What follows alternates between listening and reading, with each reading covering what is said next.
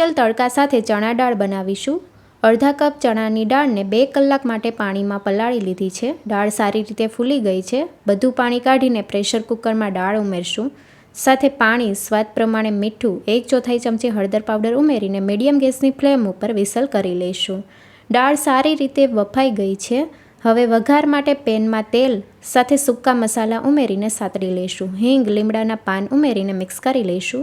1 ચમચી આદુ મરચાં લસણની પેસ્ટ ઉમેરશું। સાથે ઝીણી સુધારેલી ડુંગળી ઉમેરીને સાતળી લઈશું। સારી રીતે સતળાઈ ગઈ છે। હવે 2 મીડિયમ સાઇઝના ટમેટાની પ્યોરી ઉમેરશું।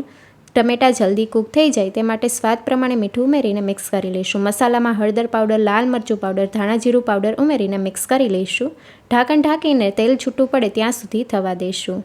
3 મિનિટ જેવું થઈ ગયું છે। ઢાંકણ ખોલીને જોઈએ તો મસાલા સારી રીતે કૂક થઈ ગયા છે। સાઈડમાંથી તેલ છૂટું પડવા લાગ્યું છે। બાફેલી દાળ ઉમેરીને મિક્સ કરી લઈશું। દાળને પતલી કરવા માટે અડધો કપ જેટલું પાણી ઉમેરશું। તમારે વધારે પતલી કરવી હોય તો એ રીતે પાણી ઉમેરવાનું। ઢાંકણ ઢાંકીને ધીમા ગેસ ઉપર 4 થી 5 મિનિટ માટે થવા દઈશું। દાળ સારી રીતે કૂક થઈ ગઈ છે। 1 ચમચી ગરમ મસાલા પાવડર ઉમેરશું। ઉપરથી વઘાર કરવા માટે 1 ચમચી ગરમ તેલમાં જીરું અને કાશ્મીરી લાલ મરચું પાવડર ઉમેરીને મિક્સ કરી લઈશું। ગરમા ગરમ વઘારને દાળમાં રેડી દઈશું। ઉપરથી કોથમીરના પાન ઉમેરશું।